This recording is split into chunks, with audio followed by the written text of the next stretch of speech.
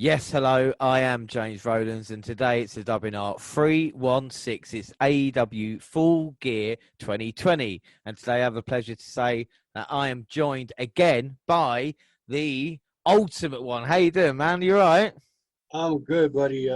Back in here, talking to my friend here from across the pond, you know. So, straight from New York City, How's everything with you, man?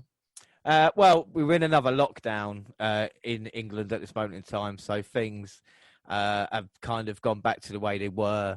We Oh, I thought, didn't know that. yeah, we thought we were out of it, and we've gone back in, hopefully to come out by Christmas. Okay. But luckily, I mean, there's so much wrestling to watch, and with AEW, to be able to stay up and watch it, it's a little bit of joy in an otherwise kind of, well, 2020's not been great, has it? No, not at all. We're fortunate to have some of the promotions open, and we get to talk some wrestling, So, and I think this pay-per-view that we had this past Saturday. It was decent. It wasn't that bad except one match, but we'll talk about it as we go through all this card. Yeah. Without a doubt, and of course, the last time you joined us was for AEW Double or Nothing. What are your thoughts? No, it was All Out. Was it All Out? Oh, there we go. Yeah, it was then. All Out. Yeah, that's how long it's been. What are your thoughts on AEW since then? Yeah, since All Out. Yeah. No, it's and I mean, the card was much better than they had in All Out. I mean, the All Out wasn't that bad. It was just all the, Matt Hardy getting hurt, and then people falling off the top rope. So this was a little decent, and it was worth watching. So, especially how they started the buy-in. Yeah. I love the way they did this. It wasn't like All Out when they had a women's match and they were fighting inside a dentist's office. So the first match, I think, was it the NWA Women's Title match? Yeah, well, let's begin then. So it's November 7th, 2020, and it's AEW Full Gear. And like I said, it's a buy-in. The match one, how we got here, well, Serena Deeb had recently beaten Thunder Rosa for the NWA Championship. Does the relationship with NWA help AEW or vice versa, do you reckon? I think it does help for the simple reason. I mean, right now, NWA doesn't have a show going on like they used to have NWA Power. They are more working with United Primetime Wrestling. That's a new stuff that they're doing with David Marquez. So they're working with that. So with them using AEW, especially the women's division, it helps NWA in a way, but it helps more AEW. AEW has more to gain out of this because now you're bringing in women like Serena Deeb, Thunder Rosa, Allison Kay. So that helps the division a little bit because if you look at the NWA women's division, it may not be as big as with a lot of more female roster than AEW, but they're stronger. I would have. I think it helps in their part. Yeah. So it's at that match, the beginning of that match was it was like it felt like NWA match because it didn't even feel like AEW match. I think without doubt, and we saw, like I said, Alison Kay making a debut inside AEW, and we saw sportsman-like chain wrestling started before Kay showed some aggression, to which Deeb answered with a net breaker in the ropes. Kay delivered a AK-47 finisher, but Deeb smartly floor avoiding defeat. The champion recovered and delivered a dragon screw leg whip in the ropes. She applied the Serenity Lock. Think Colin's Tequila Sunrise for the submission win. After the match, Thunder Rosa returned and came face-to-face with the woman who defeated her for the gold. So what are your thoughts on that match? That match was good. I mean, that's the way I feel the AEW's women's division should be. Instead of a lot of these females that they have there, when they're wrestling, they look at like their chemistry. It's like their chemistry is not there, when it comes to AEW women's division. Now, these two ladies from the NWA, Allison Kay, of course, she was a former NWA champion back, I think, in 2017 when she won the title in a tournament. Serena Deeb, we know that, she's been wrestling in AEW, was part of the NXT. I think she was a trainer back then. But Serena Deeb has really pretty much has I'm very, very like I enjoy her wrestling. She's pretty good. I mean, these two ladies show chain wrestling, and if you see how they wrestle, I think in that match, Serena worked on Kay's leg. For most of the match, they did that dragon screw on leg whip on the ropes. And this match was pretty good. I like the way like I mean, me and you, we've seen a lot of buy-ins from AEW, but this was a great way to start the show. Yeah. I think without a doubt, and of course, like I said, Dee, part of the Straight Edge Society, she won the title 11 days ago. I did enjoy, like I said, the submission attempts and reversals. And I think Serena, with more matches in AEW, will get more comfortable in that way. But there's no doubt she's a great athlete. And it is great to see Thunder Rosa back because we weren't sure if she was going to go WWE, maybe stay with AEW or NWA. It looks like she's here. I think it's a great position for her. Yeah, she has. I think she still has 1 year left in NWA. But here's an interesting part that maybe you didn't notice was Allison Kay supposedly she's no longer with NWA, so she may sign with AEW.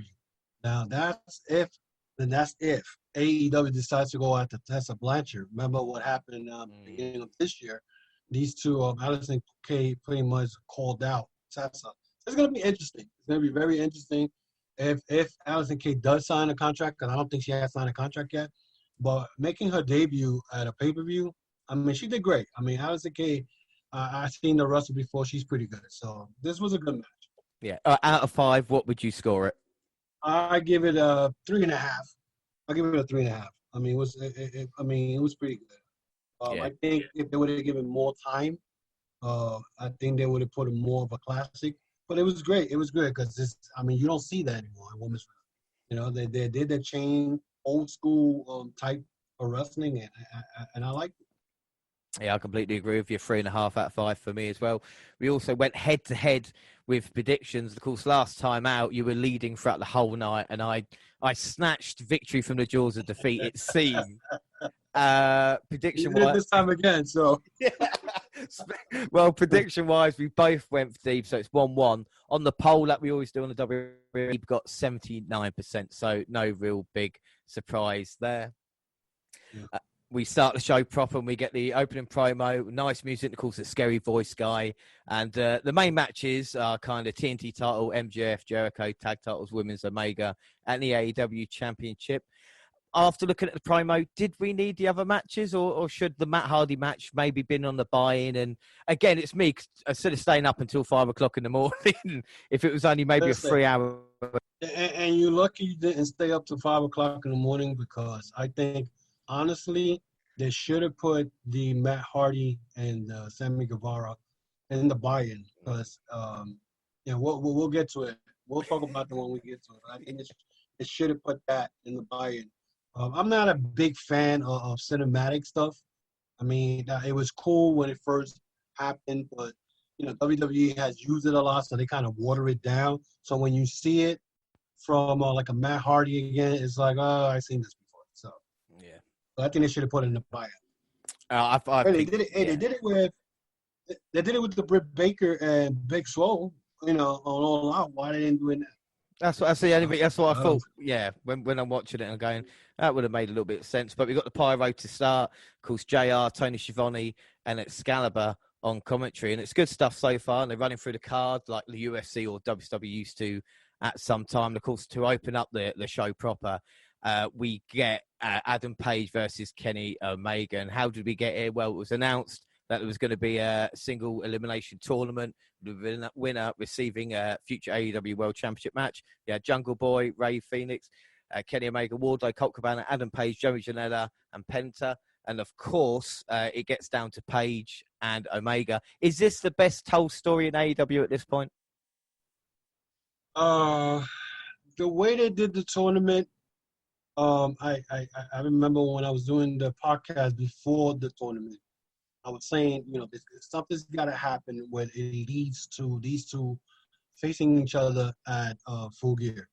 They did the tournament, which was perfect. My concern was if they're going to do a tournament, you cannot have Page and Hammond in the same bracket. You got to have them separate, And it at the end, yes. I mean, the way this match was, I think they're gonna still continue it after Saturday. It's gonna be interesting though. But this match was pretty good also. I mean, these guys from the beginning that they were wailing out. I mean, they were changing chops in the beginning of the match, so you knew it was gonna be hard. Yeah, without a doubt. But one thing I don't know if you noticed, or you probably did, and you probably don't remember right now, but an interesting individual in the broadcasting was Don Callis from Impact Wrestling, and Well, he was sitting down with the commentating team, and I mean, I found it surprising, and I feel that you know what, I think if you see things like that, you already see things with NWA, people coming in from NWA. Who knows? Impact Wrestling may have a work relationship with AEW. They need it anyway. without a doubt, and it's weird. I was going to say Impact Wrestling official Don Callis did then join JR Excalibur and Tony Schiavone on commentary. Of course, his familiar bond with Omega. We even found out why he was called a cleaner because he used to blow the cartridge as well. Did Omega back in the day? And like I said, what I like about it is the fact is with WWE, there's always kind of forgotten other promotions. With AEW going, yeah, Impact exists, NWA exists. Let's work together and actually become a wrestling promotion that everybody can kind of get on board with. And I think it was really nice touch by them, you know? Yeah. I mean, I've been saying it for the last, I believe, 3 years since the All In big pay per view they made about 3 years ago. When you had Impact, Ring of Honor, New Japan, they were all working together to create this big giant pay per view that they thought that would never happen, and we're never going to put 10,000 people. I mean, they start doing this, I mean, everybody should be able to get the piece of the pie. You know what I'm saying? And work together like they used to do back in the territories in the 80s. Yeah, a super clash nowadays would be, I think, fantastic if each promotion were treated with respect and one didn't just kind of steamroll the other. I think that's where it works, you know? Yeah, and the thing is I think with Impact is more of they have a black eye as far as, first of all, what they did a couple of weeks ago with the who shot Johnny Bravo, and that's a big black eye for them. It's like, you go into comedy, and the fact that they threw out New Japan out of their channel last year when they bought Access Channel here in America. So they need to, I think, rebuild bridges, especially with New Japan. And I think, and if you start doing some type of work with AEW, that's better for you because then you're bringing your product and you show what your product is made of, and you work for everybody else. Yeah, I think without a doubt. So we get on to the match between Omega and Page, and we get some nice work by Jason Roberts on the announcing for the cleaner. I wasn't a fan of Adam when I started watching him, but his character can be serious, but it does always make me laugh. I mean, even a nameplate when he came out said "Focus Yeehaw Man," which these little touches, I think, where AEW really do kind of make me laugh. And like you talked about, we saw the Trader Chops, and it gave way to Page out wrestling Omega early on, including a superplex for a near fall. Omega answered with a series of chops and a moonsault off the guardrail. The agility that Omega did that move with was pretty incredible, I've got to say. The ring, Omega uncharacteristically botched a middle rope moonsault, but still landed one a second later. Page recovered and delivered a springboard clothesline that turned Omega inside out on the apron. Again, a great bump. And then Hangman tried for a plancha, but Omega moved and followed with a baseball slide. We then see exchange of strikes, and they gave way to Page rocking Omega with a rolling elbow.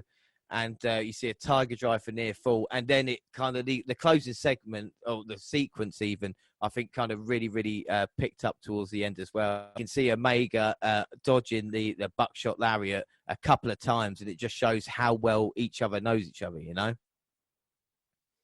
Yeah, I mean, and the thing is that with Adam Page, once he missed those two buckshot lariats, you get in trouble. Once you get with a V trigger once, that's it. You're gonna have problems for the rest of the match. And then he does that dragon suplex. So in the end, toward the end, he did 3 combinations, to win the match. And he hit the dragon screw, the V trigger, and then the Angels win. So yeah, toward the end, you see. Go ahead. I was just about to say, I love the way, like, they talk about a protective finisher, and the way Page was fighting till the very last second, and then gets caught in the move. And like you said, once he gets hit with that, it's job done. And I think that tells a story that we don't see a lot in wrestling nowadays, you know? Yeah, and I mean, I love the way the ending part, because even though he got hit with the beat trigger, the dragon screw, actually the dragon suplex, he still tried to fight the Angel's Wing, even though he was hurt. But Omega was able to hit the Angel's Wing. But it was, I mean, it was a hard hitting match. It kind of reminded me when they fought back in 2018 Japan in Dokutu. And I remember when Page hit Omega with a dead eye into a table, and Omega's head was busted open. So I knew that what they were going to bring to the table, and this is, I think, why I wanted these two face off, because I told them 2 years ago in Japan. But this was a good match. This was a good match, and a good way to start a pay-per-view. And I thought they were going to start it off with maybe a John Cena against Orange Cassidy, but they started it with a bang. This was a good match. Yeah, without a shadow of a doubt. You get red marked for days with the chop as well. And like I said, it seemed obvious that Page and Kenny would meet in the final. You knew Omega would probably win. But the thing is, what's wrong with that? I think for too long we've been swerved with certain results, especially with other wrestling companies, where you think this is the way they do it. And they don't, because they want to kind of give you a surprise. And I think with this kind of storytelling, with the way Page and Omega have been handled to get to this point, like I said, I would love it if Page was the man who beat Omega for the AEW Championship, if that's the way the story kind of progressed in the next year or so. A fantastic match, wasn't it, you know? Yeah. And you know what? Now that you say that, it does make a little sense, because, as you know, Omega won this match, so he's now the #1 contender for the AEW title. Now, remember, this time last year, Omega fought Moxley in a non-sanction match, lights out match, and Moxley beat him. So I won't be surprised if the next, maybe Revolution, or maybe down the line, before Revolution, Omega beats Moxley for the belt, and then Page gets to wrestle Omega one more time. And I mean, it would be fantastic. I mean, that's a good way to. I think if I was the booker and I'm doing a story, that's the way I would do it. Yeah, I think without a doubt. And I think Don fit really nicely on commentary. He did a good job on that. Out of 5, what are you going to score the match? Oh, yeah. I gave it a 4. That match, I give it a 4. I mean, I think it delivered. I expected everything they did, the chops and the going outside and the hard hitting. I mean, and I was like, it reminded me of the wrestling match in Japan. So I mean, it was a 4. I give it a 4. Yeah, I'm going to give that a 4 1/4, because it, like you said, especially at that time of night for me, like 1 o'clock in the morning, you need a little bit of a spark to kind of go, right, I'm ready for it now, the next couple hours. And that was the match. That kind of, yeah, here we go. Yeah. Prediction wise, we both went for Omega in that one, so it's 2-2. Poll wise, Omega got 67%. And then afterwards, we see a trailer for AEW Games. There's going to be a big announcement. By the time we released it, the announcement would have been there. I guess it's going to be AEW Game. Are you excited for this, or do you think AEW should wait a little bit longer? Yeah, man. I think it should have waited a little longer. But I mean, I'm excited to see how the game looks. Because you try to I think push the game real quick. I mean, you want to make sure the graphics look good. You're gonna attract customers. You know what I'm saying? Especially a lot of gamers out here. But yeah, I'm looking forward to it. I heard that they're even making cards, creating cards, but I don't know when those cards are gonna come out. But I know the game is coming out soon. I know that. I think tonight. Is it tonight they're gonna have something on YouTube about that? Yeah, they're going to announce it here tonight. So by the time we release it tomorrow, we will know. If I'm guessing, there's going to be a GM, general manager game, maybe on mobile, like I said, a card game, and then maybe a console release. If it's at Christmas, I'm going to be really surprised. So maybe early next year for that, Yeah, I mean, even though the PlayStation 5 is coming out, I think this week or something like that. So who knows? Maybe Christmas, maybe January. I mean, I want to see the graphics. That's the one thing. Because I'm a big I like wrestling games and stuff like that. So I want to see how the characters look and how the graphics look. Well, if you're a wrestling game fan, you've playing TNA Impact when I was so excited about it, and the game was awful. I've got to say that. Yeah. TNA game was, don't do a TNA game. Was this one, I think, 2008, 2009, something like that? Yeah, I think PlayStation, was it PlayStation for 2? the PlayStation, PlayStation 3. I don't remember. PlayStation 3. I think they introduced. I think it's PS3 because they introduced Suicide into it, and that was kind of thing of the game. Was. Yeah. I remember that. It was like if you buy the game, you put some code, you get Suicide. Yes, I remember. I remember that. Yeah. Oh my goodness! Well, you took it way back. AEW, don't do that. But they tried. You know what I'm saying? They tried. You know. So, it is what it is. So we move on to our next match, and it is Orange Cassidy in action. How did we get here? Well, he's had trouble with the Dark Order, hasn't he? And this is a buy-in match, but they've added it to the main card and a pump kick. But John Silver's taken out Orange Cassidy in the last 3 weeks. But about Orange Cassidy, is he just a comedy character? I mean, the way I look at it, I mean, he has had some, if memorable to me, it's been Pac, him and Revolution, and the first Cody Rhodes match. Everything else has been, comedy. He's more of a comedy wrestler. I mean, this is the way I was looking at this match between him and Silver, a comedy match. I mean, I think that's the way they're doing it. They know if he wants to bring it in the ring, he can bring it. Like he will go, he'll do stuff that you will like amazed. But he's more of a comedy character. So what happened in the Orange Cassidy match? Well, Orange Cassidy started his showdown with the Dark Order's John Silver with his normal shenanigans, but found out quickly that 4 was not a competitor to mess with. The powerhouse of Dark Order tossed freshly squeezed around the ring and then countered a DDT attempt by squatting down and turning it into a suplex. Silver dominated until Cassidy sent him into the turnbuckles, delivered a crossbody and followed up with a big DDT for a near fall. Freshly squeezed missed an orange punch but scored the stun dog millionaire. He tried for the punch again, but Silver executed a perfect release airplane spin. Silver wasted just a moment too much, mimicking Mr. Brody Lee, missed a clothesline and fell prey to the orange punch. Cassidy followed with beach break for the win. What are your thoughts on that match? I mean, it was a decent match. I'm not gonna knock it for what it was because the two characters, they're comedic, wrestlers, But the one thing I can say about John Silver, I seen John Silver wrestle live when he was in House of Glory up here in New York, and he's a decent guy. I mean, he could wrestle. He has all the techniques and the skills to go far. I think the reason they put these two together was more for a comedic match. I guess to slow down everybody hyped up from the match, the first one between Omega and Page. So this was, it was pretty good. I mean, I can't, like I said, I can't knock it. Orange Cassidy did his thing. John Silver, to me, he impresses me. This guy, for a short guy, and his technique, he's quick, he's fast. I just hope that they are able to push him further than what he is right now in the Dark Order. But it was pretty good. It was a pretty good. Yeah. Silver, I think, was brilliant in this one. His reactions to Orange Cassidy's kind of shtick, and then later on with the power, and of course the one-handed gorilla press was really, really impressive. Oh yeah, that was sick. That was sick. One-handed gorilla. I never seen nobody do that in wrestling. Nah, honestly, I was just like, wow, this guy, and he is kind of, maybe not the tallest guy, but like I said, he's got that kind of look about him, just built, isn't he?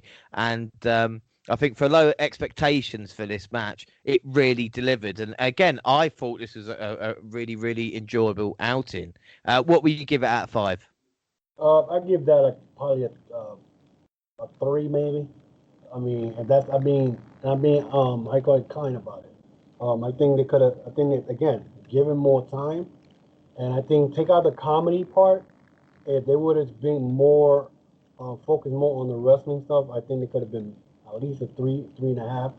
Because John Silver has, like I said, he's quick and everything, but he had some quick kicks that hit Orange Cassidy about 3 times sternum, right, like some Daniel Bryan kicks, And but I give it a 3. Yeah. I'm being nice about it. That's cool. Prediction wise, we both went OC, so it's 3-3. Poll wise, Cassidy got 84% of the vote. No real surprise there. And the next match is for the TNT title. And of course, after Cody wrestled Orange Cassidy to a time limit draw and retained the TNT Championship on the October 14th edition of Dynamite, it was announced that Darby would challenge for the title at Full Gear. What are your thoughts on the TNT Championship so far? I mean, the design wasn't great kind of last time out. Has it improved? I mean, well, the way it was back in April when they first introduced it, I mean, I'm getting used to it. I tell you that much. I know. I hope to God that they don't do a TNT tag team championship because they did mock it this week in BTE, being the elite. But the title right now is getting, it's been given a serious run. I think they're trying to make it like an intercontinental belt. The fact I just don't understand is that if that was the case, you could have let Brody Lee have the belt, right, and have Darby challenge him and make it, because Darby is this reckless guy, he doesn't care, you know. But for Cody to have it for what, for 2-3 weeks, and then give it to Darby for that, Darby should have won the tournament to begin with, you know. Yeah. But I mean, it was a pretty decent match. These guys, when they wrestle each other, I think Darby brings the best out of Cody, or vice versa, because they don't disappoint when it comes to their matches. No. I mean, if I'd have watched the promo for the match before predictions, I would have gone Darby, because this was all about him kind of being, told a story of a young lion against a kind of established star. Could he get the job done? And I think it was interesting there. I'm not sure if Cody had enough pyro and entourage as he came out to the ring. I think they got to add to it a little bit. I didn't like that. I don't like that at all. Like, he comes out with his whole entourage, and it's like, do you really need to do that? Like, you and your wife is fine. You bring in guys, like you got Lee Johnson, who is a jobber. You got Billy Gunn, who's older than dirt. Then you got Billy Gunn's son. It's like, it doesn't make sense. It doesn't add up. You know what I'm saying? If you're gonna bring, you got what's his name, Dustin Rhodes, but then you got QT Marshall, who's another jobber. Like, you got a bunch of jobbers in your group. So I don't like that. I'd rather when he comes out with his wife and the whole pyro and the song, the music in the background, it sounds eerie. But this whole entourage thing, I'm not crazy about it. No, it wasn't great, but he is Cody Rhodes once again. He has got his surname, so I suppose that's a great thing, isn't it? Yeah, but he had to give up. According to what I read, he had to give up Slamboree and Super Brawl to WWE, so he can never go after that. So for his name, which is crazy, but it is what it is. WWE has, AEW has to create their own pay-per-views where they could say, look, we're different than you. Stop worrying about trying to get pay-per-views from the past, so. Yeah, I completely agree. And we saw Mike Chioda refereeing in AEW again, which was, again, nice touch to see him. Yeah. And then on to the match, we see Allen out wrestle Cody, frustrating him early and sending the TNT champion scurrying to the floor. Cody responded favorably, trapping Darby in a hammerlock and sending him into the entrance ramp. Allen mounted a comeback as Rose departed from the game plan laid out by head coach Arn Anderson. I thought Arn Anderson was great in this, shouting at Cody and saying, come on, get your head in the game. Because I think that's what a proper manager would do, Yeah, I think, I don't know. This sounds like anyway, just continue. I want to say something after so we could continue. What happened in the match? So I want to say something at the end. Go ahead. All right, so then we see the crossroads from the top, which again was just a sick move. But it was, wasn't it? Like, you're going, bloody hell! Like, wow. Yeah. Allen's Darby takes a lot of punishment. That move, I mean, when he hit it, Darby landed across halfway out the ring. It was crazy. I think he did it at first before he did an avalanche shoulder breaker first, and then he hit him with the crossroads also, which it was two devastating moves, and you got to give credit to Darby. He got out of those pins. Yeah, without a doubt. And we saw Rose's arrogance come into play as he talked trash and then he kicked away his Allen's head. He teased using the weight belt, was distracted enough, Allen, to fight his way back into this match. The last supper gave way to the float over stunner, which preceded a coffin drop, all of which only scored a 2. Then we see a series of roll-ups. Moments later, gave way to Allen finally pinning Rose's shoulders to the mat to win the title. What were your thoughts on the match before we get to the after post-match shenanigans? The match, again, these guys, this was like, I guess, the 4th time they wrestled. and they delivered. They delivered the match. I mean, just the bumps that Darby Allin took. Like I said, the avalanche shoulder breaker first, and then the sick crossroad avalanche from the top. I mean, this match was good. They did not disappoint me. I mean, I had a feeling Darby was going to win. I mean, I think it was time for him to win and should have won the TNT belt back in April. But, overall, I mean, I guess the whole storyline, long-term storyline, was good because at the end of the day, Darby, persevered and showed Cody what he's made of. Yeah, I think with that. How far do you think Darby Allin can actually go then? He's TNT champion at the moment. Do you see him as heavyweight champion? Heavyweight champion. I do not know because now that the AEW roster is getting bigger and bigger, and I think the word around also that David Boy Smith may join them because he's trying to get out his MLW contract. So I think Darby's better off in the mid card. That's where the TNT title is there, where he could grab it. I think his reckless style wrestling will help him. I think persevere more in the mid card level. AEW World Champion. I don't see it happening, but I won't be surprised.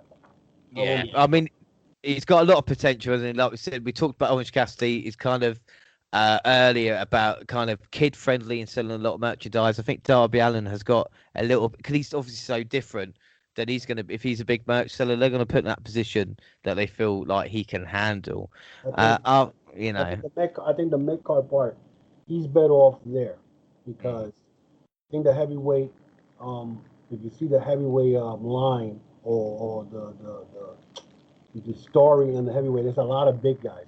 So I mean, you could put him in there, and he might be able to beat a couple of guys, but you're going to beat all the big guys. So I don't think he's better off right there with a TNT belt. I think without that. And then after a few tense moments, we see Rhodes kneeling down, presenting Allin with the title as a show of respect. But it was short-lived as Team Taz hit the ring, attacking Rhodes and Allin. They laid out the competitors for Ricky Starks and Brian Cage. They did tease a little moment of dissension, each reaching for the TNT Championship, which I thought was quite cool. Taz took it off and said, "Calm down, guys." But the beating culminated in a Cage throwing Allin through a set piece, and then he prepared to break his arm on the car door. But Will Hobbs made a save and answering Taz's invite to join the team with a resounding no. Again, it's AEW for me building stars in a way because you've seen Will Hobbs coming out and making a big save. Of course, Darby Allin getting the victory. With Brian Cage and Ricky Starks, are they just there to kind of put over the baby faces, or have they got a role to play in AEW?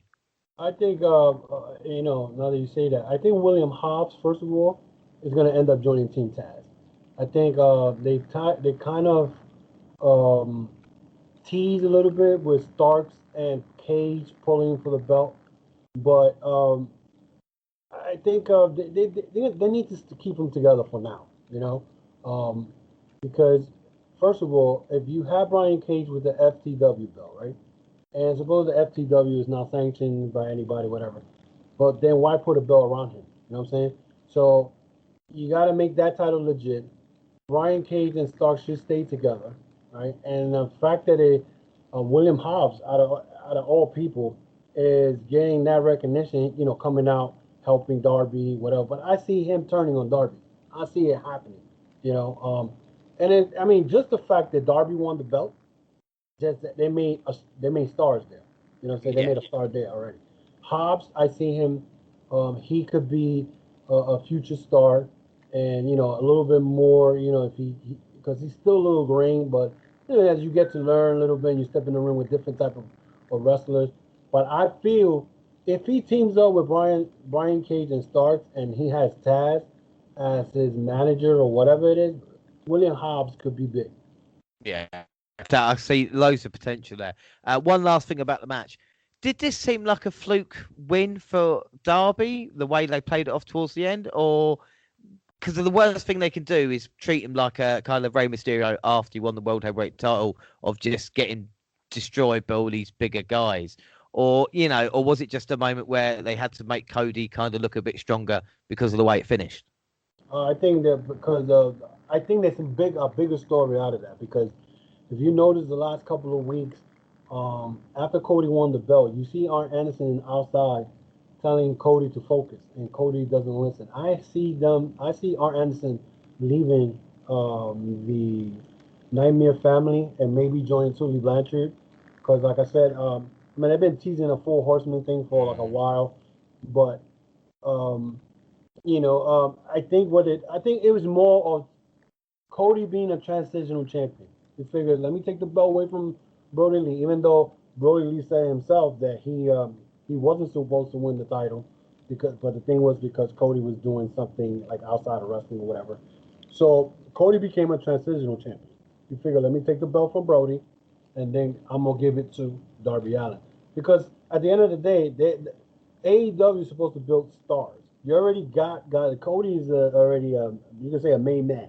You know, he hasn't won the world title, but he's a main man. You know, so I feel that um, the match, it was more he became a transcendent champion, and said, "Look, Darby, this is you. Now you run with this." Yeah. Out of 5, what would you score that match? That match, I give it a 4.5. That was real good. That match was real good. I like it. And then, like I said, they don't disappoint me at all. They don't. This is the fourth time they wrestled, and the first time they had a draw. The second time, Cody beat him. The third time, Cody beat him because this guy did not lift his shoulders up. And now this one was a roll up, a series of roll up back and forth. And I mean, they delivered. All 4 matches, they delivered. It wasn't. I was just not happy that Darby didn't win the belt the first time, but they delivered. The match was worth watching. Yeah, I think without a doubt, I'm going to give that a 4 because it's some great storytelling as that as well. Because Cody is a bit old school, and just to get Darby Allin over as a kind of champion now as well, I think it was really really nicely put together. And prediction wise, you took the lead with that then, and it was 4-3 up. 71% on the polls went for Darby Allin in that. And then we see QT and Dustin being interviewed. The first question should be, why did you not help your brother just now as you was getting beaten up, not 2 minutes ago? Why are you standing there talking and not helping? That's AEW for you. That sometimes they don't put logic together. Like because supposedly AEW said that when the lockers on the other side of the stadium. So that's the story they gave one time. I think when who was it? Somebody got beat up. Oh, that's when Jake the Snake Robert put the snake on top of Cody's wife, and they're saying why he didn't come because the lockers on the other side of the stadium. So I guess that's if you was to ask them, that's what they would say. Yeah, On the other side of the stadium, they couldn't make it on time. yeah, I don't know what Dustin's problem was with Cody at that point. Anyway, so on to our next match. How we got here is the women's title on the line. Well, Nyla Rose revealed Vicky Guerrero as her manager, and of course challenged Shida for the championship match. Again, before we get on this, let's just talk about the state of the women's division in AEW. Because I'm gonna go on a little bit of a rant in a minute, but what are your thoughts? We talked about earlier with NWA and all this kind of stuff. Your thoughts on the women's division? What's kind of right and wrong with it at this point in time? Well, at this point, I mean, they have all these women in there. A lot of these women are there like Diamante, Ivelisse. They've been in the independent scene for years.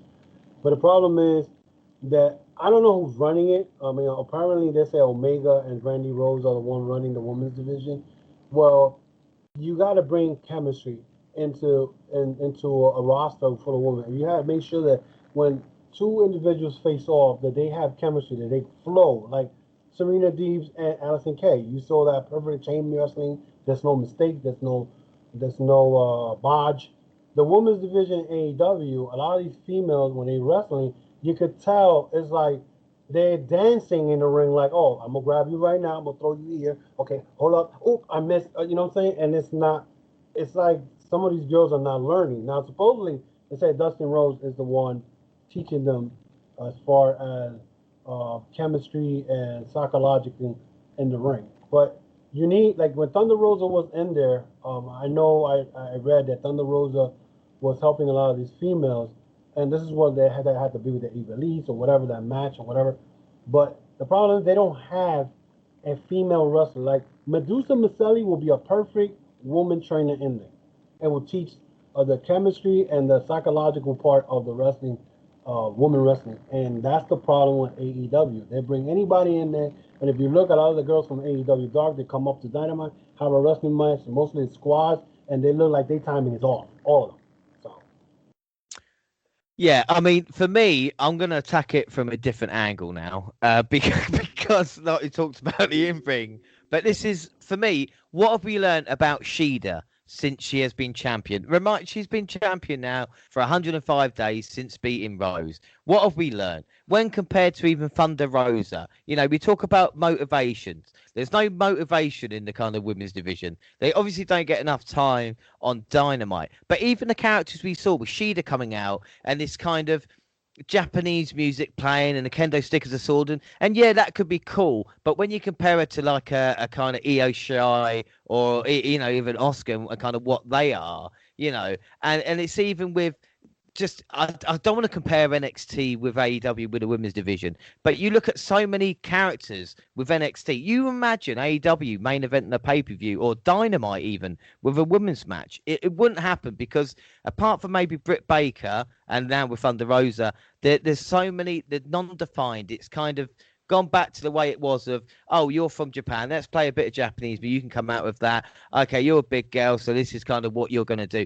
Rather than developing a character and a personality and kind of seeing that through, I think that's my problem with the women's division. But see, with the NXT thing, and the NXT is different because the NXT, even though they woman roster has depleted, they still have a good woman wrestler who you could say could bring a match.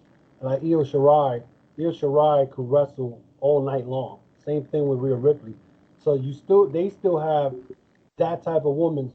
But the problem with AEW, like I said, it's also chemistry. It's like you can't put two women wrestlers to wrestle if they have no chemistry because that's where the come in. You know what I'm saying? So they make the match look bad, But then they give hope when they bring girls like Thunder Rosa, Allison Kay. But they're only there temporarily. It's not like they're going to be. If you want to make the women's division good, you have to bring. This is just my opinion. You have to bring someone like a Medusa Maselli or somebody who's been in the business for a while to show them the psychology and the chemistry in the ring because that's what's missing with AEW.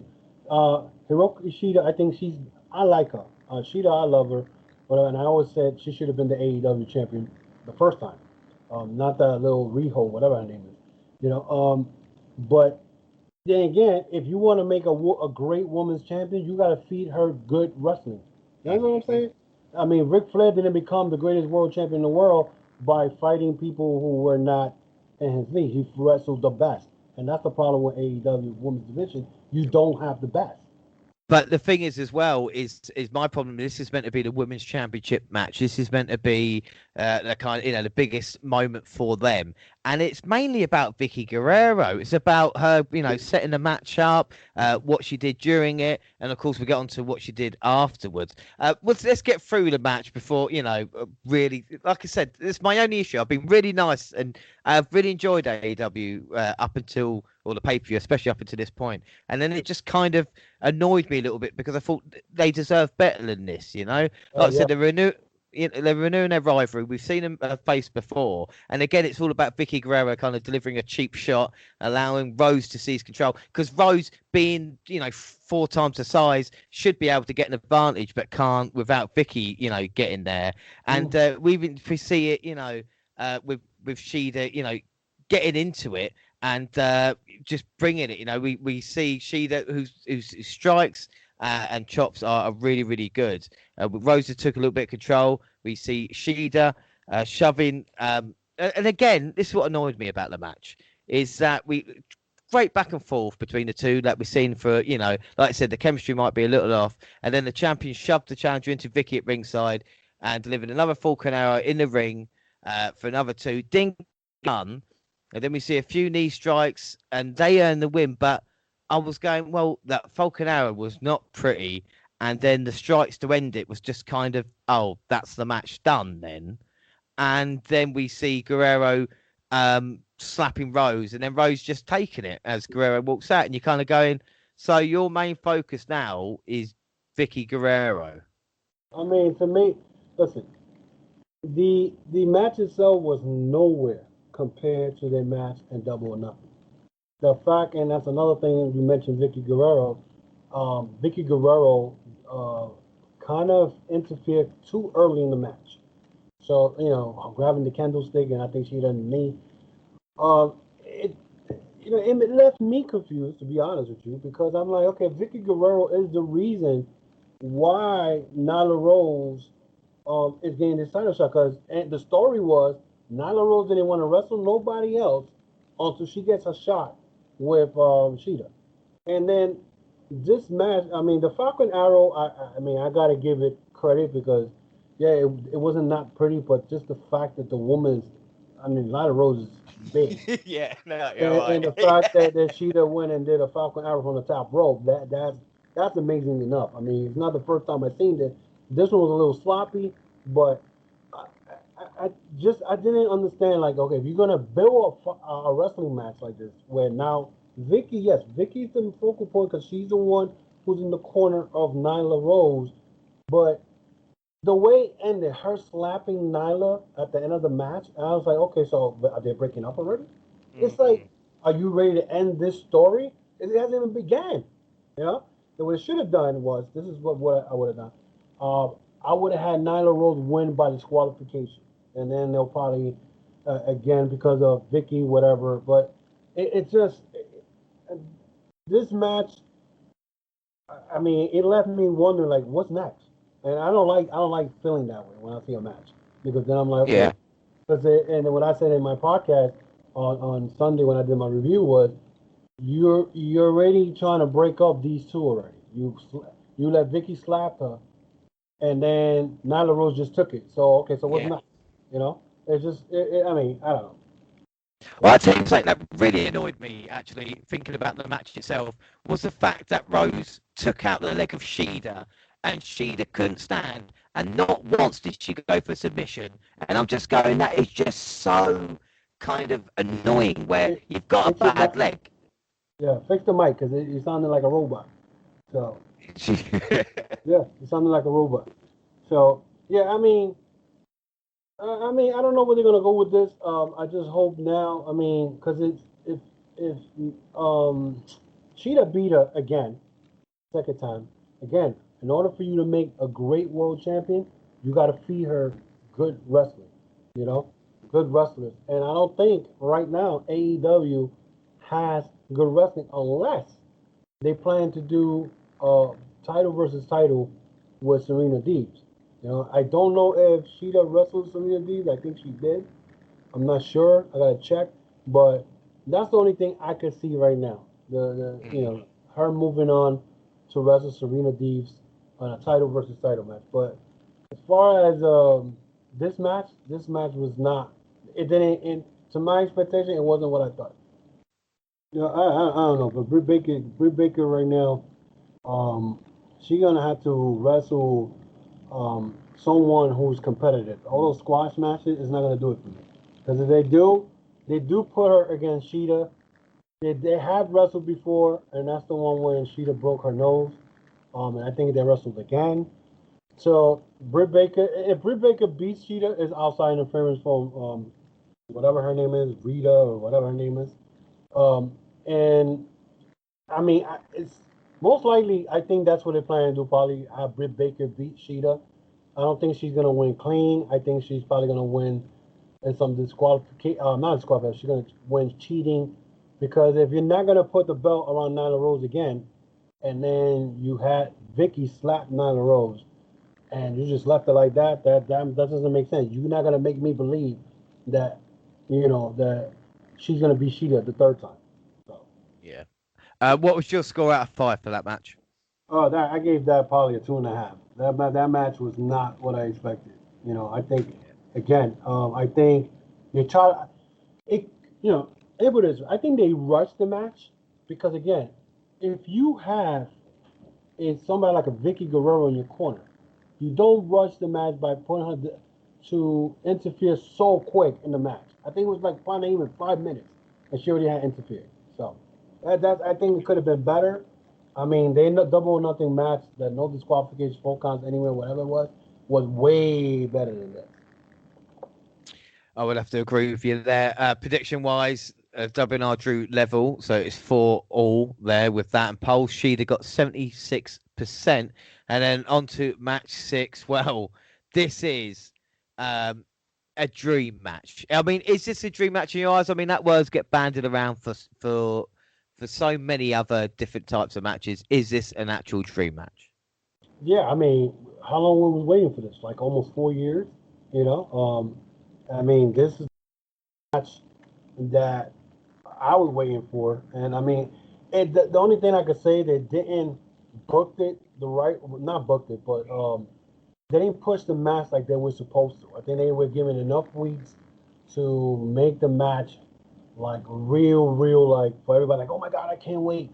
They dragged it a little bit, and then it wasn't until they did that tournament or that 4-way where they attacked the Young Bucks.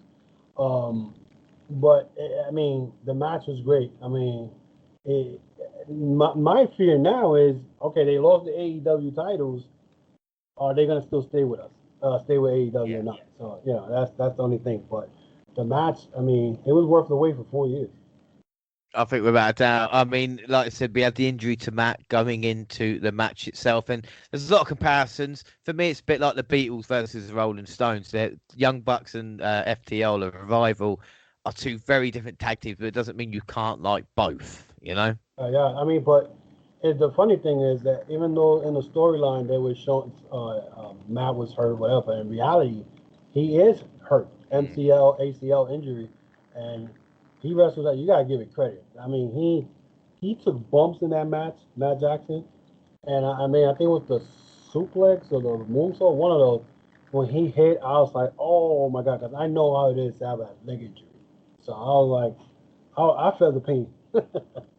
Yeah. Well, we had great jackets from FTR. We also had the stars about the Grand Slam, which I really liked them. I usually complain about really long matches, but I was drinking every little thing in, even a tag rope that FTR says that they must have. And of course, we see the champions working over Matt's leg, looking to further exploit it as he's trying to get in a tag. And this was FTR kind of at their best here, cutting off the ring, doing everything a good tag team should do. And like I said, in this one, it would be a miss for me to try and talk through the highlights that we saw. But we saw. There's too much. I wrote everything down. There's too much highlights. It was, do you know what I mean? We see even when they were calling out to old tag teams. So we seen the 3D involved there as well. We see the kind of Steiner Bulldog, the Heart Attack. I mean, it was just everything that there was. And then, of course, Nick gets the kind of tag in, and you think, right, is that where it's going to crescendo? And it still doesn't. It just builds and builds and builds to a point. And you're thinking, right, and then it breaks down, and we see Wheeler attempt to wipe out Nick, but the younger buck delivered a 450 splash to Harwood for 2. And then moments later, Matt sees the momentary opening presented by Cash's failure to pin. He went up, and well, like I said, they say it's fists, not flips, but Cash tried a high risk move, came up short, and then got hit with the super kick from the boot was off the foot as well, because obviously it was an injured leg. Again, those little parts, I think, just told a fantastic story. And the Young Bucks win the AEW title for the very first time. What were your thoughts on that match? That match, listen, that match, you want a clinic of tag team wrestling? That was it. You want to see old school wrestling? That was it. And you just mentioned they did the Heart Attack, they did the Steiner Brothers Bulldog from the top. The fact, I like the way they ended, because at the end of the day, they say no flips, just fists, right? And what did Wheeler did? He did a 450 splash and missed. So that's a good way to end a match where the guy did something that he said he'll never do, but he did it and missed. So, I mean, the whole match was just, it was crazy. I mean, the fact that I don't know how, I think Harwood, I think he tried to chop Matt against the on his chest. He missed and hit the rim post, cut himself. He had to get his hand wrapped up. I mean, it was just I think at one point, Nick, or I think it was Nick, He got power bombed into the table. I mean, it was just total chaos, but it was a wrestling tag team clinic at the same time. And I mean, this match, I mean, I've seen a lot of tag team wrestling, but this is one of my top favorites because it was 4 years of waiting for these two tag teams to meet up, and they delivered. They delivered, and anybody that said they didn't deliver, that they don't know tag team wrestling. Nah, I mean they should have like a best of 7 series or something like this just to keep give us a chance to see more of these matches. You know, we've seen the one-off now. Let's see them have a series and build from there. I think that will be fantastic. And then afterwards, we see Omega coming out to celebrate, and of course Paige in the background. You know what's funny? Now that you say that, I didn't see. Listen, my friend had to tell me that Paige popped out. I guess because I was writing the notes and looking up, writing the notes. I didn't see Paige in the entryway. I saw Omega come in, but I didn't pay. I guess I didn't pay attention, and I see Paige on the outside area. So again, that's going to be an interesting part also, where that plays with Paige coming out and wants to celebrate with the Young Bucks, but doesn't. Score, would you rate that out of 5?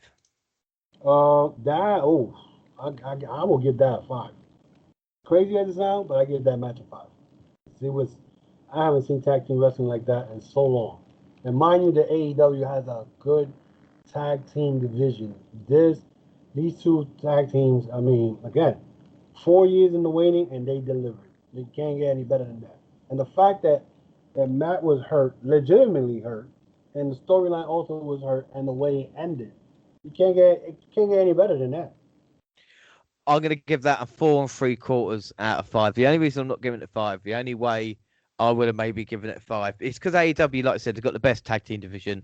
That's not really much of a surprise. But imagine this being a main event of a pay-per-view. I think because, you know, you could argue Kingston and Moxley. We have seen it before. If these two teams, they could main event a pay-per-view, and that would have made it just that little bit more special because they could have said, like we did with the women's wrestling, well, WWE are never going to have a tag team match. No, not that type of tag team. You would never see Yeah. a tag team like that. But you're right. I mean, they could have put it in main event. And yes, you did say that the Moxley and Eddie Kingston match. I mean, we saw that. But we're gonna get to that. I think there was a little bit more flavor on that. But yeah, I think that the FTR versus Young Bucks should have main event. I think it was way better than the Moxley and Kingston match. Yeah, well, I was annoyed that the Young Bucks had said if they had never won the titles, they would have never challenged again because that would have changed my prediction. But too little, too late. Neither of us got that one, so it was 4 all. Bucks got 52% of the vote, so that was the tightest poll that we did. And then on to match 7, and it is Broken Rules. Well, how did we get here? We had a Broken Rules match at All Out. Of course, it was a horrible injury in that match. He's taken time out, and they have been building. This is a kind of never-ending feud between Sammy Guevara and Matt Hardy. The last 4 matches on the card, though, have been a babyface fighting injury, being down a majority match, but getting the win. What would happen this time? I'll let you take this match because what were your thoughts? Oh my God! This look, the notes I got here. Sammy, first of all, he arrived in a little golf cart. Now, my first thing is, why in the blue hell are you in the middle of the woods in the dark riding a golf cart? Then all of a sudden you see Sammy arrive with a monster truck. He runs over the golf cart. It doesn't. I mean, we don't see if he ran over Sammy. Then Sammy jumps from the big monster truck tire, and everything's going fine until Matt head is put in underwater in the fountain, and then Matt pops out a staff like he's the Moses, and I'm like, what the hell? And then everything just went out of control when Sammy and Matt were in the ring, and Sammy was put through a table. All of a sudden, you see Santana and Ortiz pop out. But before that, I forgot to mention that Matt Hardy was talking to somebody on the phone. Now, with that being said, during the whole broadcast, I remember during the week, they kept saying there's going to be a surprise guest, whatever. Or Sting, you know, he's no longer with WWE. They took all his stuff. So I'm thinking Sting may pop out, you know. I mean, I'm just thinking. I said something's gonna come because they say it's surprising. All of a sudden, uh, Pride and Powerful are in the ring. They're beating up on Matt Hardy, and then we got Private Party come in, and then everything just goes to hell. That's the only way I could say. And then you got Matt using a Roman candle as a projectile. You got Sammy doing the same.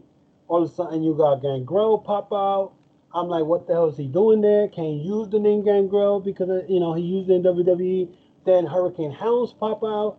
I'm like, what the hell? I'm just like, right now, I'm just disappointed by this point. Like, I'm like, what the hell is going on? So now everybody's fighting. All of a sudden, everybody goes back into like the warehouse part. They close down the door, and now it's only Sammy and Matt. Then in the ring again. Matt is put on the table. Sammy goes up to a long ladder. He jumps off of it, goes through Matt Hardy. Somewhere, somehow, Matt Hardy got up, and Sammy is ready to jump from the top rope, and he gets speared, taken down to the table, and then Matt Hardy goes and slams a chair on top of Sammy's head, and he wins the match. I was like, why in the world did we have this match? Because you could have had a regular match with Sammy Guevara instead of having this. Even though they've been teasing this for almost close to 8 months, because Matt Hardy, when he first came to AEW, I remember him doing a promo, and he was in his compound, and he called out Sammy Guevara. This was back in March, somewhere in March or April. So this never-ending match, I mean, it really doesn't help Sammy Guevara at all, because Sammy Guevara, if you notice, he gets wins here and there, but he always ends up losing big matches. So how is he going to grow if he keeps losing to big matches? Whoever came up with this idea, I'm sure Matt Hardy was the one that came out. I think they should have never, Sammy should have never lost this match. They should have had at least something where Sammy, and you have the guys from the Inner Circle beat down Matt Hardy and throw him in the lake or whatever, and then that would have ended the match. But again, Sammy Guevara again comes out short of the stick, and now I'm thinking to myself, now what? Because I'm sure that this feud should be over. I do not want to see this again Wednesday. I don't. So it's like it's over. It's over. That's it. Well, it's the thing. Sammy needs a big win soon, doesn't he? I mean, the future is slowly passing by, and being this never-ending feud with Matt Hardy is not happening. I mean, there was parts in this match I just zoned out. I mean, this was the first time in the night that I was just like, well, it's getting on a little bit now. Maybe I'll just, leave it here. It was good to see Gangrel, but I mean, there was a separate match we weren't told about going on, like I said, with Private Pie, which kind of surprised me. And then I've just felt. Don't get me wrong, with the Ultimate Deletion matches, there's a lot of callbacks in this matchup that fans in the past, would have seen and kind of liked, like with Senior Benjamin and all these other kind of things. But I just felt it was just pointless at times. They were just, just wasting time. And it was like, why do this? And if it was on the buy-in, if it was for free and, half-hour match, that's fine. But when it's 3:30 a.m. and you've got you're thinking I'm not gonna make it. I'm not gonna make it. And... Oh man, yeah, I can imagine. I mean, it's funny because I was thinking about you, and I was like, is he watching this? And I was like, I'm at the time. I'm like, it's gotta be like 3 o'clock, 4 o'clock in the morning in London. I'm like, he probably asleep. But I was like just shaking my head, like, why is this match happening? Like, it just, again, it's like you have a good pay-per-view going, and you just throw an egg on it. You know what I'm saying? Like, pow! And you just mess everything up, Because now, it's like you're going to remember a Full Gear, and you're going to remember this dull match. Because there was nothing to earn or anything to win out of this match. It was just like, if now, my thing is, it's going to be worse if, let's say, after this match was over, and he pinned him at the compound, whatever, and this week we have another match, then what was the point of the deletion then? Yeah. So we'll see. I think that with Matt Hardy, he's found himself in a difficult situation in AEW because he's obviously trying hard and he wants to make it work, but but it's just, for me at the moment, is not clicking. So I'm not going to say he's a failure at this moment in time, but I think there's a lot to be done, and maybe not just falling back on kind of what we know, maybe try and take a little bit different. But see, here's the problem. I think the reason it's not working is because there's no fans. So I'm sure that if there were fans, I think his woken gimmick or broken gimmick, whatever you want to call it, it would have been working right now. He would have been a real fan favorite. But the fact that you said you wasn't going to use the gimmick until everybody comes back, and you're just going to be a regular Matt Hardy, but then all of a sudden you got this match, then what are you doing? Are you going to be the regular Matt Hardy, or are you doing still the woken or broken gimmick? You know what I'm saying? So I think if there were fans in attendance, I mean, even though the Daily's Place had like about, I think, 1,000 fans in there, so they're coming slowly but surely. But still, if I think he would have had a bigger fan base, that people were still like the thousands, I think his gimmick would have been working right now. Yeah, it's something that AEW, I think, need to address, and I think Matt Hardy will know that at this moment in time. What are you going to score that match out of 5? Oh, I'll give it a 1, to be honest. Give it a 1. I'm sorry. I mean, and mind you, I like Sammy Guevara and I like Matt Hardy, but I cannot.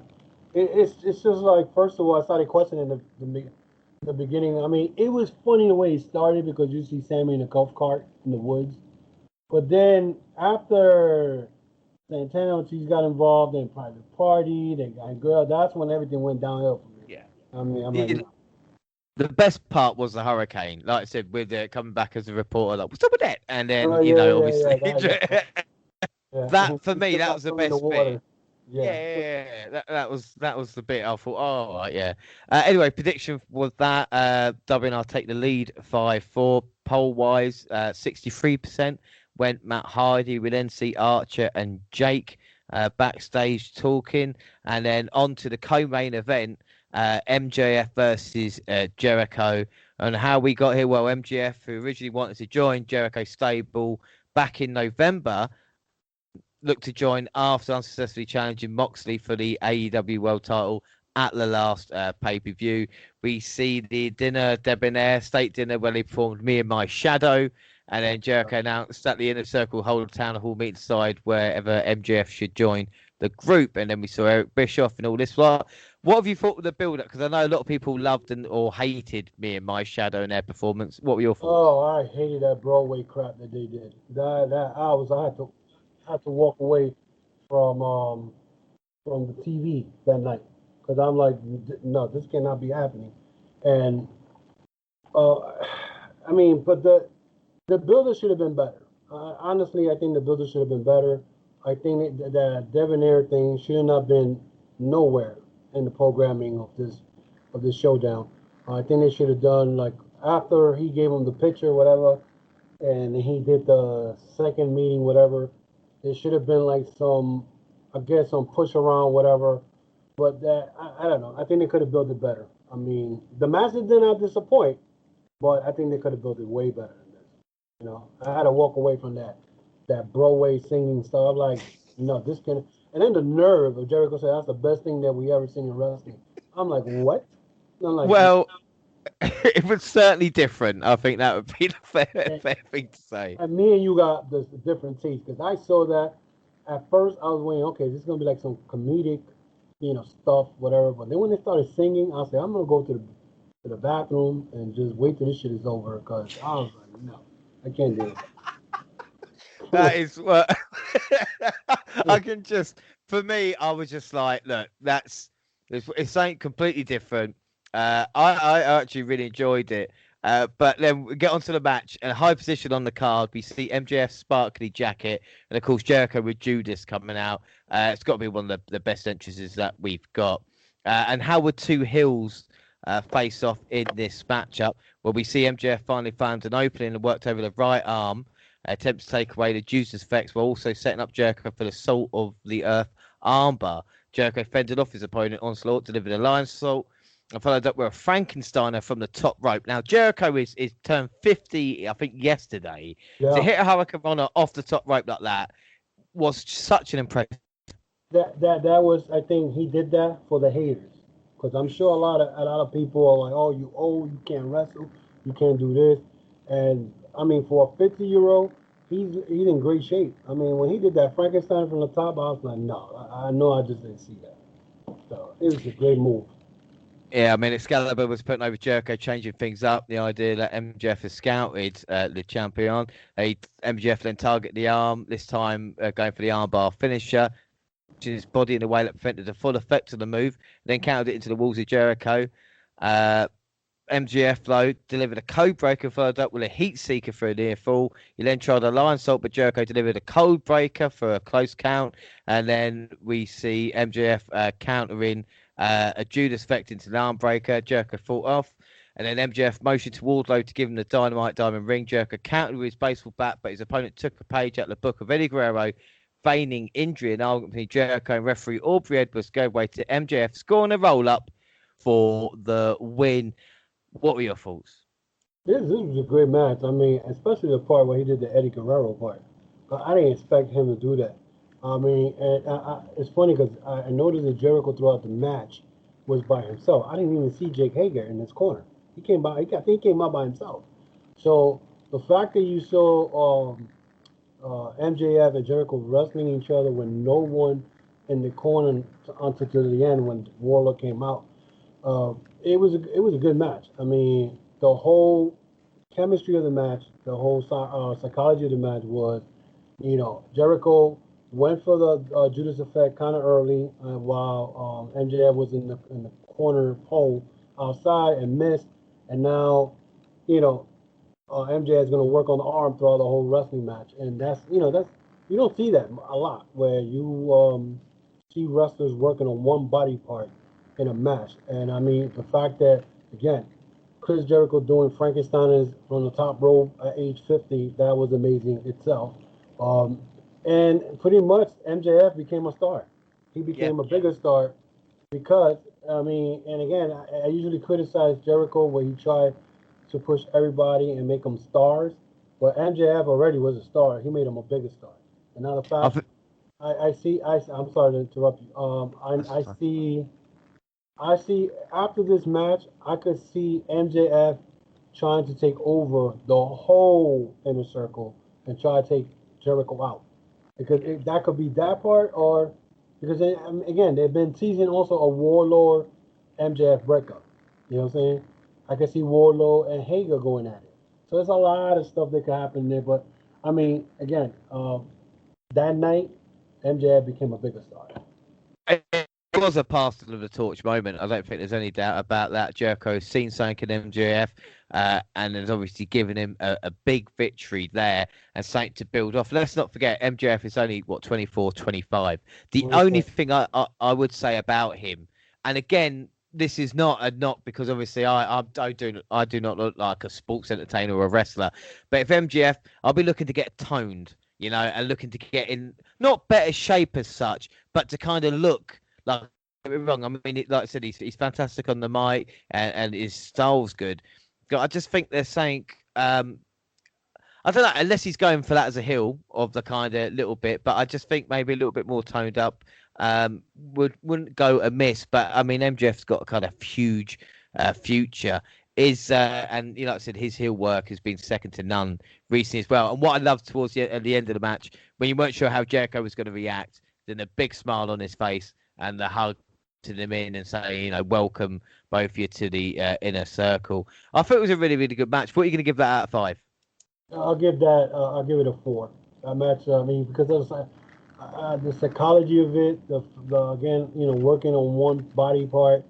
So the whole story was not only he's trying to get in the circle, but I'm going to beat you by taking your Judas effect away, working on your arm so you can't beat me. And then the fact that he figured, well, if I can't beat him, I'm going to figure out how to beat him. And he probably knew that Jericho was going to come in and hit him with a cheap shot, whatever. And he played off like he got hit. And Jericho lost focus, and he's a great heel. He knows his wrestling, man, and I'll give it a 4. I'm going to give it 3 3/4 out of 5. A great match for me, but again, not as good as what I've kind of seen throughout the night. Prediction-wise, both for MGF and that one, so it's 6-5 as we go into the main event. MGF got 70% of the vote. Our next AEW pay-per-view is going to be Revolution on February 27th. And of course, Omega will be facing the winner of tonight's show there, I guess, unless they do it beforehand. We then see OC and Best Friends interview getting interrupted by Kip Sabian and Miro. So Rusev leaving WWE and getting that chance. Why wasn't that featured on the pay-per-view? They want to kind of keep it a Dynamite story. Does that make sense? I mean, the former Rusev, he'd be happy at the moment, or is it too early to say? I don't know where they're going with that, because I remember today I did my podcast on YouTube and I brought up that someone said that not only Lana is buried, but Miro is buried also because he's teaming up with Kip Sabian. But I think they need to keep him away from Kip Sabian. I think he needs to be solo. He needs to be by himself. And honestly, them doing that part with Best Friend, whatever, and pretty much they're telling you that feud is going to continue. And that's the way I saw it. I mean, it's not nothing to jump off, because Miro's the main guy in that team. Kip Sabian is just a mid-card guy. You know what I'm saying? He's great, and he has a lot of great wrestling skills, wrestling ability, but Miro's the man in that team. Yeah, I would agree. And then we get on. It is our main event, and it is Eddie Kingston versus Jon Moxley. And how did we get it? Well, Moxley retained the world title over Eddie Kingston by making a pass out to the Bulldog chokehold. And then we see Kingston attacking Moxley after the match against Lance Archer, claiming that he never tapped out. And then we get the I Quit match. Couple of things. Is Eddie Kingston a legitimate threat? And what are your thoughts on Jon Moxley's AEW title reign? Okay, so we'll start with AEW. Moxley's title reign. I think his title reign has been decent. I just feel that AEW, what they do is he beats one guy and he goes to the next guy. I think that he hasn't been in a match or face an opponent in longer terms. Like, let's say you had for example, Brody Lee was one guy. He beat Brody Lee. He choked him out with the Bulldog choke, and instead of them saying, well, Brody Lee never gave up, now let's have another match, he went to the next guy. So his title reign is pretty decent. I think his title reign is going to end when Omega faces him at Revolution or earlier than that. And then his title reign is not going to end no time soon this year, because he was named number one wrestler in the world in Pro Wrestling Illustrated. Eddie Kingston, I think he's a decent threat to Moxley's title reign, because Eddie Kingston's been in the business for 18 years. This guy is not a slouch. He's just been handed a bad hand. I mean, he's done a lot of crazy stuff also, but I like the storyline because, yeah, Moxley choked him out. He never said I quit, you know? And then the way they led up to the story where, you know, he's talking about, because these guys know each other for years, he's talking about Eddie's mom, and, you know, he's bringing all this stuff, so it's a great story. And I got quickly invested in this match because the way the storyline is. And nobody better when it comes to promos and stories than Eddie Kingston. So I think he's going to be a threat. He's going to be a threat anybody who got the world title. Yeah, without a doubt. So let's get on to the match. We see punches and chops dominate the early action. A tope suicida by Moxley was the first big high spot. The champion then targets his opponent's fingers, looking to take out the spinning back fist out of his arsenal. Moxley delivered a big suplex in the arena floor, driving the air out of Kingston. Back in the ring, we see then, and this is where the kind of match changed. They're brawling on the outside, and then suddenly, as soon as the bloody Moxley kind of showed up with the barbed wire baseball bat, things, you know, turned it up a notch. You see it digging into Kingston's face, torturing the challenger. We see just a lot of punishment taken. You know, Kingston, to his credit, managing to get up and hitting Moxley with a chair. We see the bar on the bat wrapping it around his hand as he's pounding away at Moxley's face and dug it deep into his forehead. We see the swinging bat fist, and he applied a Kimura, couldn't get it done. Kingston then got the thumbtacks, pouring them all over, and you knew what was going to happen at this point. That was sick. Yeah. That was sick, because I thought I thought Eddie Kingston was gonna go through it, but that belly to belly suplex on those thumbtacks. I mean, I was like, ouch. Well, Ouch. Moxley took it all, didn't he? And then the challenger grabbed a bottle of the alcohol from ringside. He Mm. hit the continuous low blows and then put the rubbing alcohol all over the puncher back and grabbed the bar again. He applied the bulldog choke, the same choke Moxley had used on him. He unloaded with ugly, the crossface shots as well. I mean, like I said, you got bar by, you got the alcohol, you got the thumbtacks, but just every shot was just so put in. I mean, they must have spoken to each other before the main event and just gone, let's just give everything that we've got. And then the closing sequence, see a big pile drive by the champion and the bulldog choke of his own followed. He delivered a paradigm shift.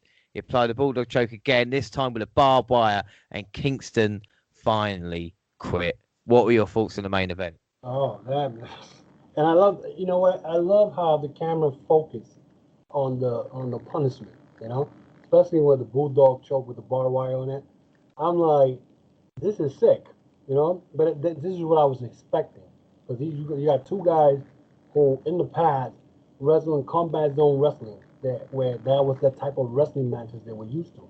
So now they bringing it to AEW 15, 20 years later, whatever you want to call it. And I love the story. I love the part when he put him through the thumbtacks, the bar wire. It was just blood, bar wire back. And, you know, I'm like, okay, cool. But see, but it was the way they said did it was let's beat each other up first, and then we start taking out all the crazy stuff. You know, so it delivered. I tell you, it delivered. I like the match.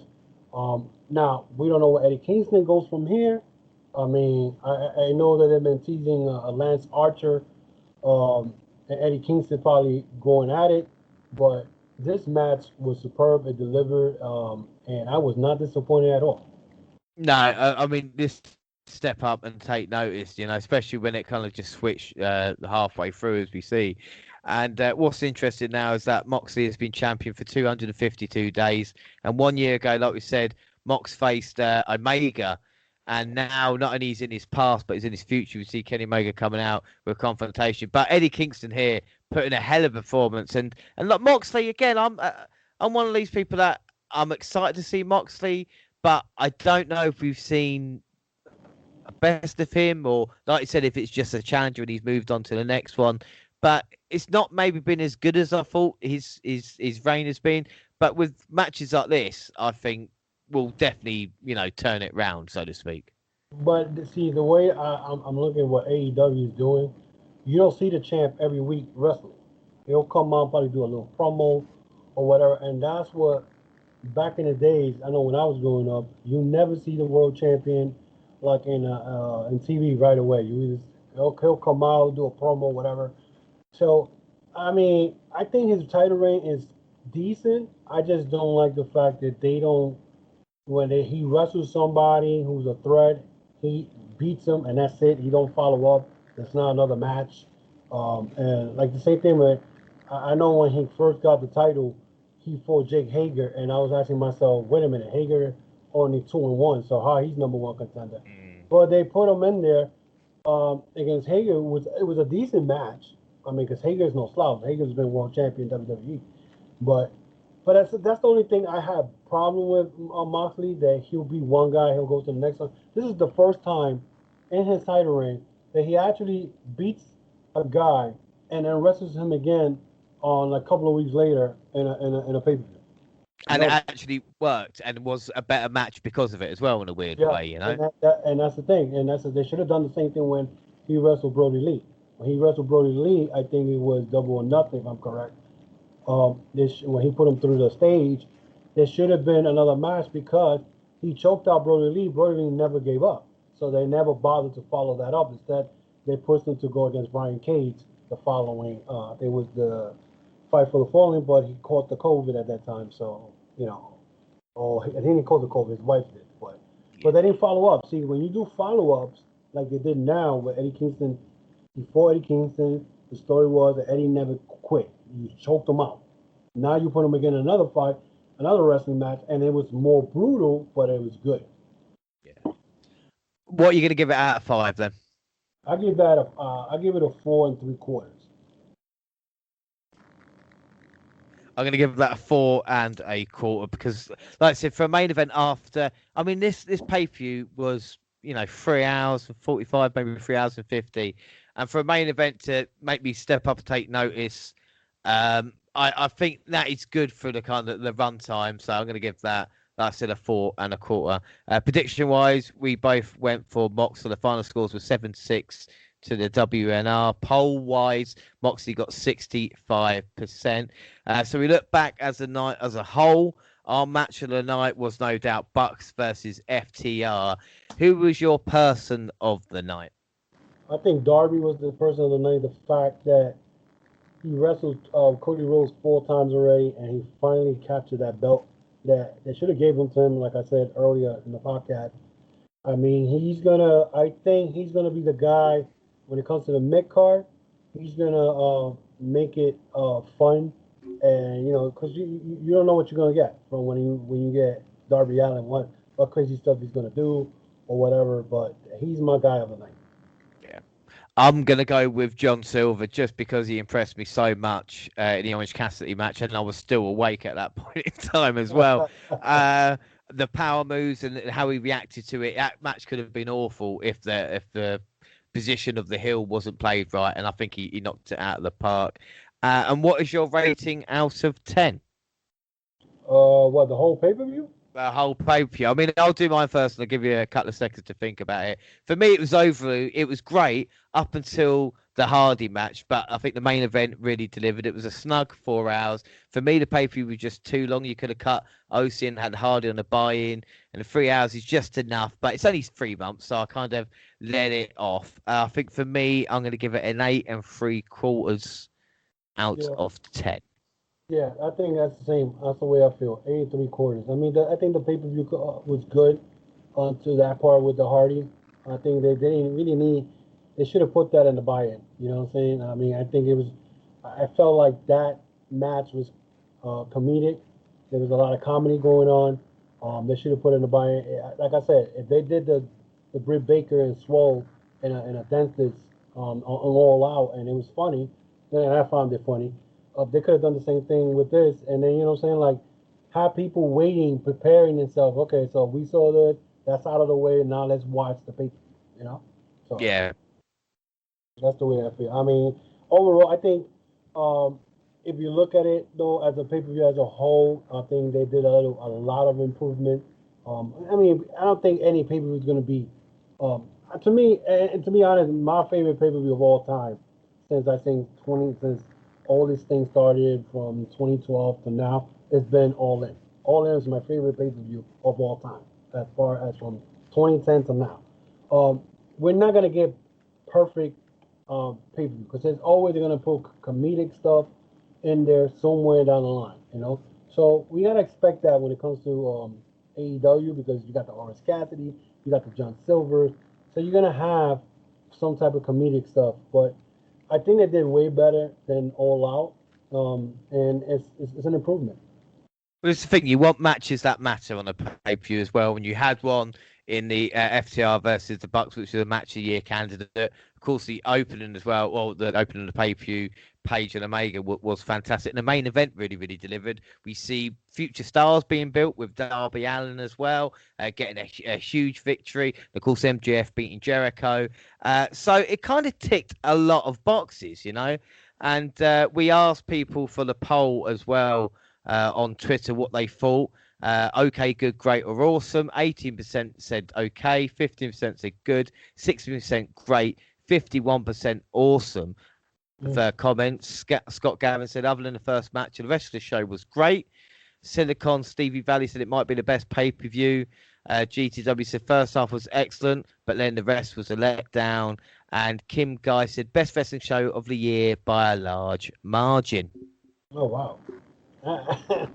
I've got a lot of AEW fanboys. I mean, I still think Revolution this year has been the best pay-per-view they had because that was the last time they had fans. Revolution was real good.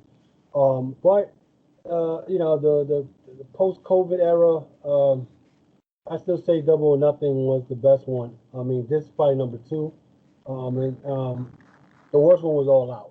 So, But you're gonna have fans. They're gonna think that they're not gonna find nothing wrong. Because remember, there's some fans that like the stuff that we hate, like Yeah. what we saw with the Sammy and all that stuff. So it is what it is. But That's what makes wrestling.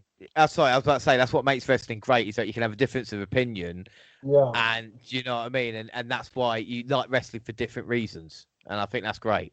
yeah, it's true. I mean, and let's hope that now the aftermath, which will be tomorrow, um, um, the aftermath brings more story because now they're gonna have at least about 2.5 months to build up stories, to Revolution. So I mean, you're probably gonna see probably a very very light, nothing exciting from here to the ending of the year, or they could make it so excited that when you go before the year is over, you're like, yo, I cannot wait to Revolution. Yeah. So we'll see. I mean, they got a lot of stories right now coming up, especially with the inner circle situation, the elite situation, because now it's Handman who he's gonna join. Is he gonna be part of Dark Order? Because I don't know if you watch Being the Elite, but I follow that because sometimes they add stories from there into Dynamite, but you never know. So I'm definitely looking forward to see what's next for AEW. And we'll see. I mean, I enjoy doing this with you guys. So Well, I love it. Because we on the same brain level. So. no, it really. Um, are you up? I was going to say, obviously, the next AEW one's not till February. Yeah. Are you up to maybe coming back in December and doing like a best of AEW, like a year end type of Oh, thing? listen, I'm down with that. I mean, because actually, when I do the end of the year, I do like the state of wrestling, which means every promotion. But if you want me to come in to do a AEW 1 year the review of this year, we could do it. I don't care. I'm down. Well, that's brilliant. And I should say as well, this is the WNR316. It's the 316th episode. It wouldn't be right if we didn't mention Stone Cold Steve Austin on this show. Yeah. So, just a favourite Stone Cold match or moment, just quickly, so we've talked about him on the 316 episode. I think my favorite 316, especially Stone Cold moment. I love Stone Cold. Stone Cold. I mean, he was one of my favorite wrestlers back in the Attitude Era. My favorite Stone Cold moment was when him and Tyson, and then that led off to him fighting Shawn Michaels at WrestleMania 15. I could be wrong. I could be 15. I think it was 15. Um, my favorite was that one with Tyson and him. That they had that interview and he shoved Tyson and everything went crazy. I mean that moment. I mean I could see that over and over and over again because that's what WWE was great. When you did a storyline like that, you don't see that anymore. You don't see that type of. And I know AEW tried to do a something similar with Jericho and him. That's not gonna work. That's not gonna work. I don't think so. I mean, but that Stone Cold interview with Tyson that was classic. Yeah, I mean that was January '98, and of course the WrestleMania 14 main event, which led on to that, was fantastic. I think I've got a pick for Stone Cold. WrestleMania 17, Houston Astrodome. Even when he turned heel and allied himself with Vince McMahon, he still had the fans in, like I said, the palm of his hand. And it's a shame I didn't plan a Stone Cold special really for this one, but at least we've mentioned him now. And that is it for today's show. Our next episode will be a wrestling review with NXT UK, and we're going to have Aya Dragunov versus Volta for the NXT UK Championship. It's going to be awesome. That is it. Don't forget, across all social media, Twitter at the WNR Podcast, or do you want to plug your Twitter? Yeah, you guys can find me on called the Chokeslam Wrestling Report. You guys can find me at Apple, Spotify, Google, and any major platforms, audio podcasts. You can find me. I also have a YouTube channel that I will be putting a video tonight about the WWE. And I just started episodes of WWE Monday Night Review. That will be on in a few minutes. Check that out, guys. Check out my links on top.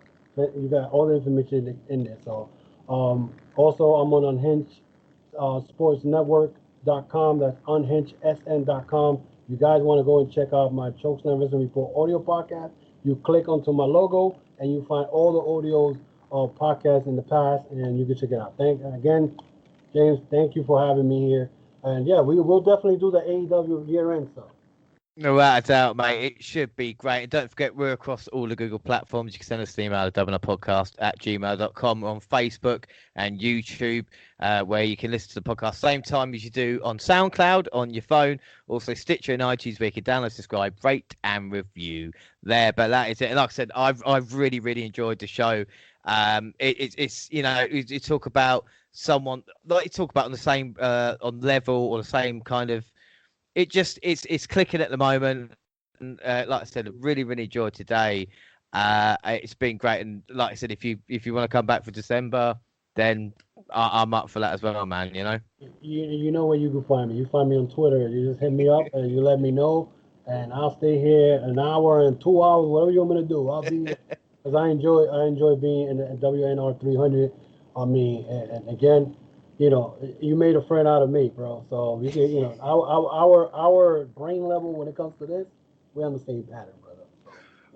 It's from the pond, across the pond. Exactly. With different countries, man. Like, do you know what I mean? Like, as I say, from London to New York City. So there you go. What's y'all all about? You see, you know, that's fine. Like, no, it's been a pleasure to have you on, mate. Please check him out, like I said, on YouTube. Check out his Twitter as well, and everywhere else. And of course, I have been James Rowlands. I was joined by the Ultimate. Thanks for listening, everybody, and bye. Have a good day.